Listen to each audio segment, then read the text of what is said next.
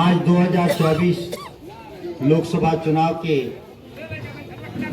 नुक्कड़ सभा कार्यक्रम की अध्यक्षता कर रहे पूर्व मुखिया अख्तर हुसैन जी, संचालन कर रहे जिला पार्षद राजीव जी, हमारे मंच पर उपस्थित लोकप्रिय विधायक अजीत कुशवाहा जी, हमारे राष्ट्रीय प्रवक्ता जयंत जिज्ञासु जी, पप्पू भाई अखिलेश जी, हमारे पूर्व प्रमुख सत्येंद्र यादव जी, सभी हमारे इंडिया गठबंधन के सभी सम्मानित हमारे प्रखंड अध्यक्ष राम प्रवेश जी, हमारे ब्रह्मपुर से आए हुए हमारे पार्टी के नेता शर्मा जी, सभी हमारे सम्मानित नेतागण, सभी उपस्थित सम्मानित अभिभावक नौजवान साथियों,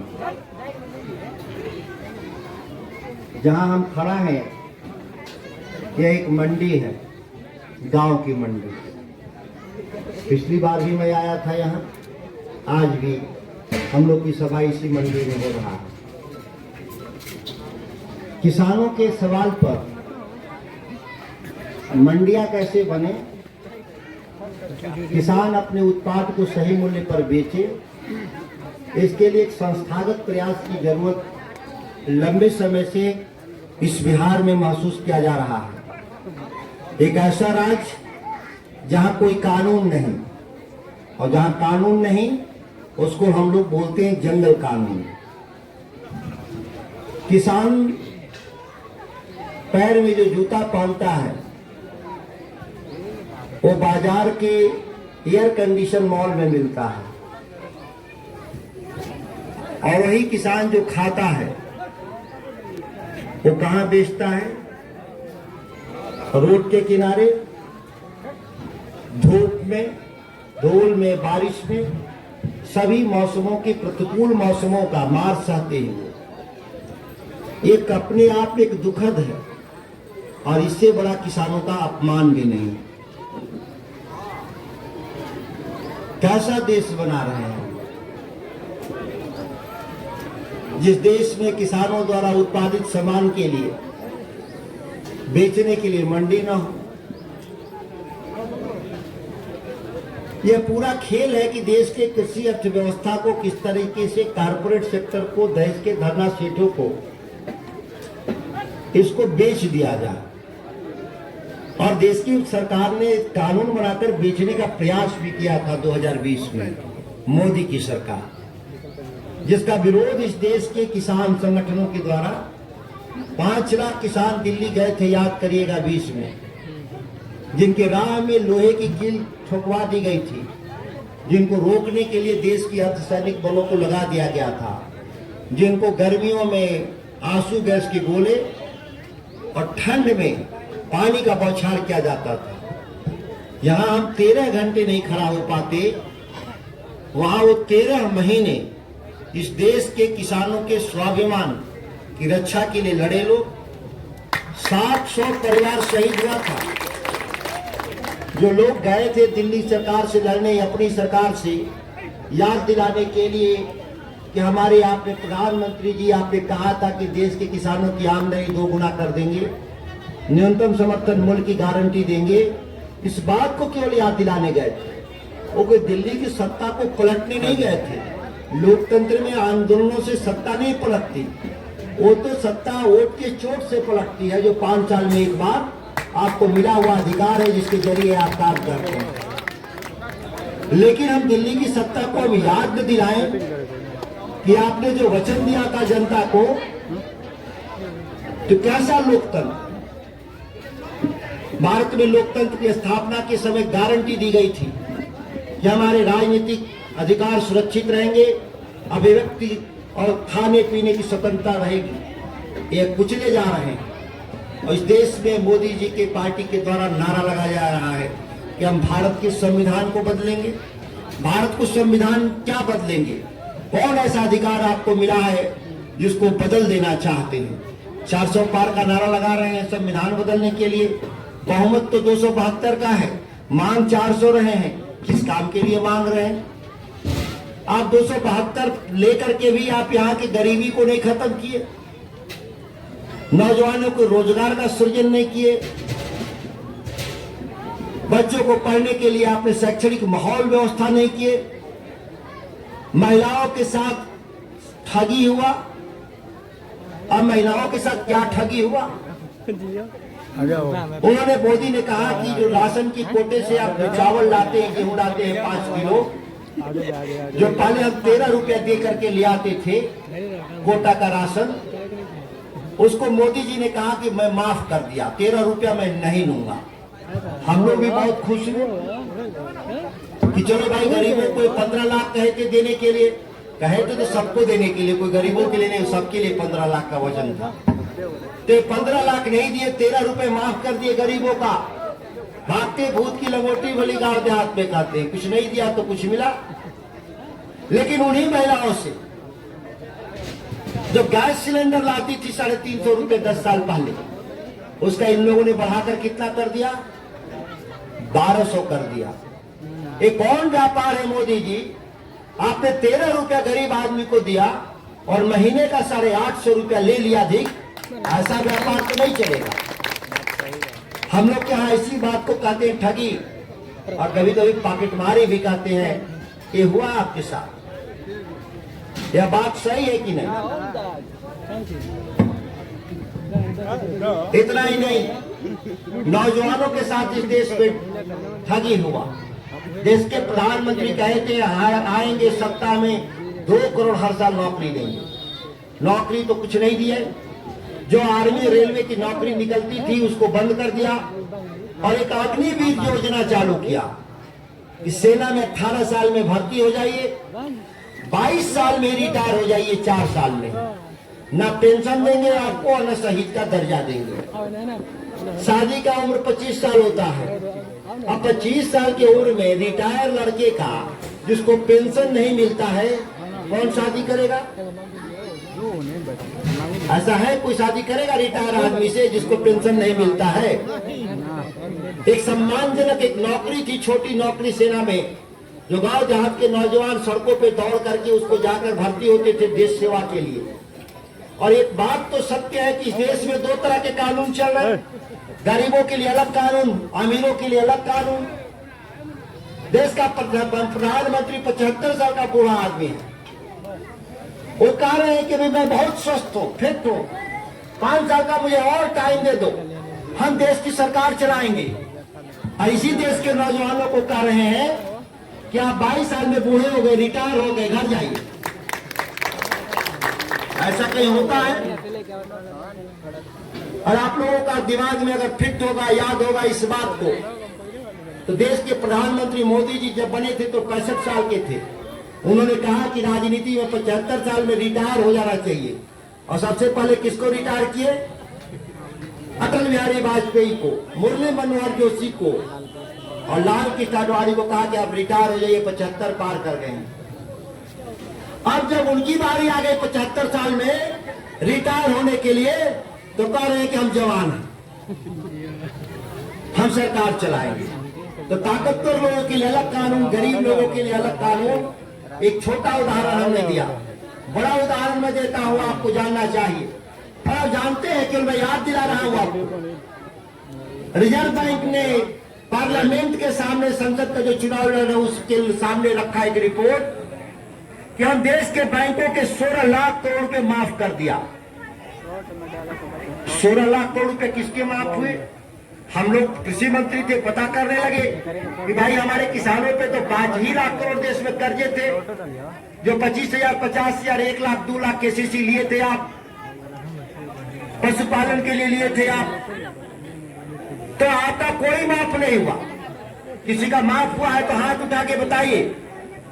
आप लोग लोन लिए हैं ना 2-4-10 लोग इसमें बैंक से, किसका माफ हुआ है लोन? जीविका दीदी में लिए 11 महिलाएं, नीतीश जी लोन दिए हैं जीविका दीदी में 10,000, 20,000, 30,000, किसी को माफ हुआ किसी का? तो जब किसी का माफ नहीं हुआ तो 16 लाख करोड़ किसका माफ हो गया? ये ताकतवर लोगों के लिए अलग कानून है, देश के धनी लोगों का, अडानी अंबानी का माफ हुआ, गांव में रहने वाले किसान का और छोटे व्यापारी का नहीं माफ हुआ। जो सब्जी के रेहड़ी लगा रहे हैं लोग, ये लोग भी लोन लिए होंगे 50,000, 1 लाख का केसीसी, इनका किसी का माफ नहीं हुआ। इसलिए इस देश में इंडिया गठबंधन, राष्ट्रीय जनता दल सामाजिक आर्थिक न्याय के लिए तेजस्वी यादव, राहुल गांधी के नेतृत्व में हम लोग 99% जनता के हक में फैसला लेने के लिए हम लोग खड़ा है। दूसरी तरफ अडानी अंबानी के पैसे से भारतीय जनता पार्टी 1% आबादी का नेतृत्व करने वाले लोग के बीच की लड़ाई है। इस लड़ाई में आपको कहां खड़ा होना है यह आपको तय करना है। वहीं बक्सर लोकसभा संसदीय क्षेत्र जहां 24 साल से बाहरी लोग सांसद बनते रहे, बक्सर के स्वाभिमान, सम्मान और राजनीतिक आजादी की भी लड़ाई है कि आप बक्सर को बाहरी लोगों से मुक्त कराने का लड़ाई जो है इसको लड़ने का काम करेंगे, क्योंकि आपके सामाजिक, सांस्कृतिक और आर्थिक रूप से जुड़ाव नहीं होने के चलते आपके किसी काम के लिए मुखर रूप से दिल्ली से लेकर सड़क से लेकर सड़क तक कभी भी आवाज उठाते हुए सुनी चौबे को आपने नहीं देखा। भाजपा के लोगों ने विरोध किया, बारी भगाओ, बारी भगाओ, 1000 पुतले फूके गए, लेकिन देश के भारतीय राजनीति के नए अंग्रेज भारतीय जनता पार्टी के लोगों ने पूरा गोपालगंज से यहां सांसद का प्रत्याशी बनाकर भेजा, जो वहां एमएलए के चुनाव में 3रे स्थान पर। आखिर उसके भीतर क्या बात है कि जो गोपालगंज की जनता ने जिसको रिजेक्ट कर दिया वो बक्सर में लोकसभा चुनाव लड़ रहा है। यह अपने आप में आश्चर्यचकित करने वाला है। आप हम सब लोग चुनौती स्वीकार करते हैं भारतीय जनता पार्टी का। बिहार में 39 सांसद आप लेकर गए थे, बिहार को विशेष राज्य का दर्जा देंगे, बिहार को विशेष पैकेज का व्यवस्था करेंगे, यह नारे मोदी के द्वारा लगाए गए थे 19 में। लेकिन बिहार के हिस्से में क्या आया? बिहार के हिस्से में केवल गरीबी आया। आप देख ले, आप जानते हैं कि बिहार के हिस्से में कुछ भी इन लोगों ने नहीं दिया। आप बक्सर को उठा के देख लीजिए, एक बक्सर में आया हुआ एम्स अश्विनी चौबे उठाकर उसको भागलपुर ले गए। देश के प्रधानमंत्री की कलम के दस्तखत से गए, जिन्होंने कहा था कि हम बना बक्सर को मिनी काशी बना देंगे। वो लोग मिनी काशी क्या बनाएंगे, यहाँ के हिस्से को भी लूटवाने का काम किया इस देश के प्रधानमंत्री। आज आए थे बक्सर में, मैंने भाषण नहीं सुना है, रात को जाएंगे तो सुनेंगे और फिर सुबह हम बताएंगे इस बक्सर लोकसभा को कि फिर उन्होंने नया क्या झूठ बोल के गए हैं, जिसका काम ही है इस देश में ठगने का। नौजवानों को ठगे, किसानों को भी ठगे। प्रधानमंत्री ने क्या कहा था, हम किसानों की आमदनी दोगुना करेंगे और हर खेत तक पानी पहुंचाएंगे। चाहे आपके खेतों तक पानी पहुंचाने की नई व्यवस्था देश के प्रधानमंत्री मोदी के द्वारा अगर हुआ हो तो कोई न कोई इसमें जो जिनके खेत में पानी की व्यवस्था मोदी जी ने कराया है हाथ उठाकर बताया। पूरे बक्सर संसदीय क्षेत्र में किसी के खेत में पानी की व्यवस्था उन्होंने नहीं किया। और किसानों की आमदनी किसका किसका दूना हुआ? अगर किसी का दूना हुआ तो आप लोग हाथ उठाइए। किसी का हुआ? ये झूठा वायदा किसने किया आपके सामने? सरकार के निर्णय से आप अमीर बनते हैं, सरकार के निर्णय से गरीब बनते हैं। आपका प्रतिनिधि वहां नहीं था सरकार में, इसीलिए आप गरीब होते गए। बिहार के लोग, कांग्रेस का राज था, हर साल 11% अनाज का दाम बढ़ाया गया और भाजपा क्या % बढ़ा रही है? हर साल 6% बढ़ा रही है। तो मोदी जी जब कहते 2 गुना करेंगे तो आप 11 को 22 करना था, आप 22 की जगह 6 कर दिए, तो हमारी आमदनी पहले से भी घटी है और घटी है तो पलायन बढ़ गया। नीतीश जी बड़े नारा लगाए थे, आएंगे तो पलायन बिहार में रोक देंगे। पलायन कैसे रुकेगा? जब आपकी आमदनी नहीं बढ़ेंगे तो आपके घर के बच्चे रोजी रोटी कमाने इस राज्य के बाहर जाएंगे। इसका ज्वलंत उदाहरण है कि बिहार में 48% मतदान हुआ। जाहिर सी बात है कि राज्य में रहेंगे तब तो वोट डालेंगे। 4 करोड़ लोग इस राज्य के बाहर दूसरे राज्य में चले गए कमाने के लिए, 48% मतदान हुआ।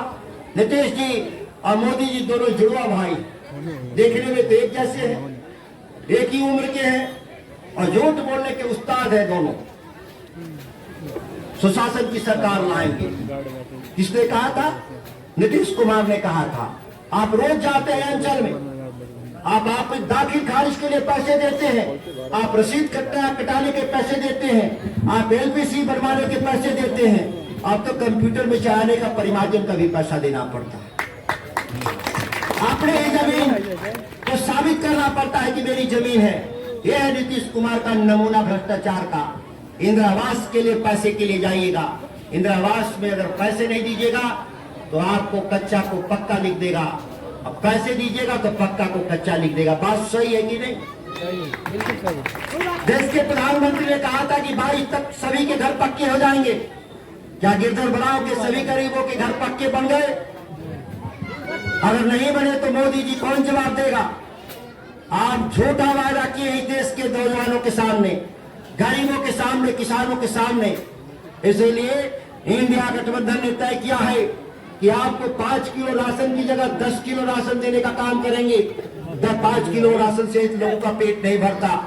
जो मजदूरी आप मनरेगा के खेत सरकार के काम में करते हैं 218 रुपए में, उसको बढ़ा करके 400 करने का हम लोगों ने निर्णय लिया है। जो गरीबी रेखा, जो हमारे जो वृद्धा पेंशन मिलता है, विधवा पेंशन जो 400, उसको 1000 बढ़ाकर करने का निर्णय लिया गया।